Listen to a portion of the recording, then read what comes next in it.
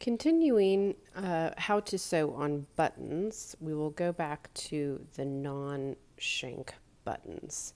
So I first sewed on my shank button. That's the button that has the little post on the back that's either metal or plastic with the hole running through, and it sits up off the surface of the fabric like that.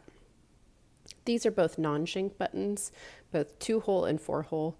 They sew on very, very similarly. So I'll show you both.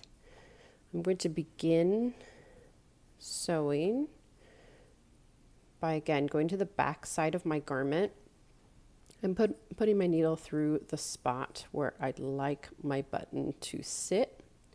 I have double threaded my thread, so you can see there's 2 threads running through there. The knot has been tied together first. Then I will pick a hole, put my needle through it, and then I want to position my button where I'd like it to be. So I want to hold my button in place with the opposite hand. Do want to make sure that as you're sewing a series of button that you're maintaining consistency. So whether the holes are side by side and you're moving back and forth horizontally, or whether they are turned and you're sewing vertically, you need to make that decision ahead of time so that you can place the button properly. Then I will dive back down through the second hole and I will shoot for the same spot where my thread came from the first time and then pull gently. I do want to pull and make sure that there isn't too much space left in my button, but I don't want to pull it tight. I do want to leave a little bit of wiggle room or breathing space there. That will come in handy later when we're finishing up our button. Now I will come from the back, and it's okay to flip it to the back side to make sure you're aiming for the right spot. Come up through the first hole you sewed and then back down through the second.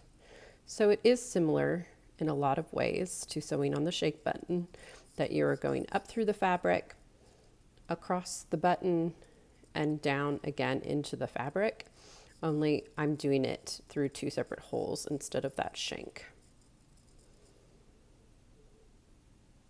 Again, I will want to make sure I've done this with a double thread at least 5 or 6 times for a good stable button, maybe more if it's a heavier button, a thicker fabric that I want to make more secure. Coat buttons especially, you definitely want to sew with much more thread than what I'm using here, but for something like a shirt button, this would be appropriate.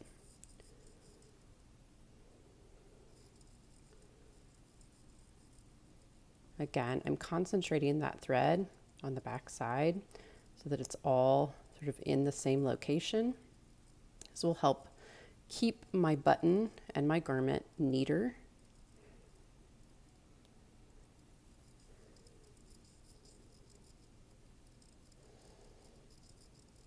Okay, once I've completed the amount of rotations up and down through the button that I need to, you'd think it'd be time to tie it off, but not quite yet. There's one more step that you should not leave out with a non-shank button, and that is creating a thread shank on the back of the button. On the shank button, it definitely has space that lifts it up off the fabric, but we want to create that space, and that's why we've left just a little bit of breathing space and wiggle room on that button. So from the back side, I'm going to come up again, but this time not through a hole, and I'm going to come up behind that button. You can see that there. Once I've done that, I'll hang on to my fabric, and then with the opposite hand, I will wrap the thread around the base of the button. And what I'm doing here is creating this thread shank. And you can see now on the back of the button that this nice round thread shank has been created. And that really lifts my button, if you can see that horizontally, off that surface of the fabric and allows you room to actually button your button. Many of us have probably worn something before. The buttons were sewn really, really tight and flat to the fabric, and it does make it a little more challenging, especially with thicker fabrics, to button. Once I've completed it, again, I go down to the back side, make a small stitch, hold on to the double loop together and treat it as one, wrap it around and pull, and I've got my knot tied.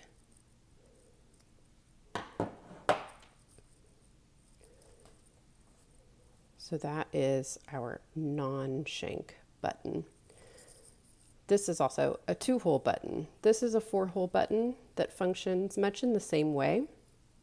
I would repeat all of the same steps with this button, but I'm going to sew one set of holes individually and then jump to the opposite set of holes. Once I've completed both sets of holes individually, then I will create my thread shank and finish off the button. So it does have that extra step because you have double the holes.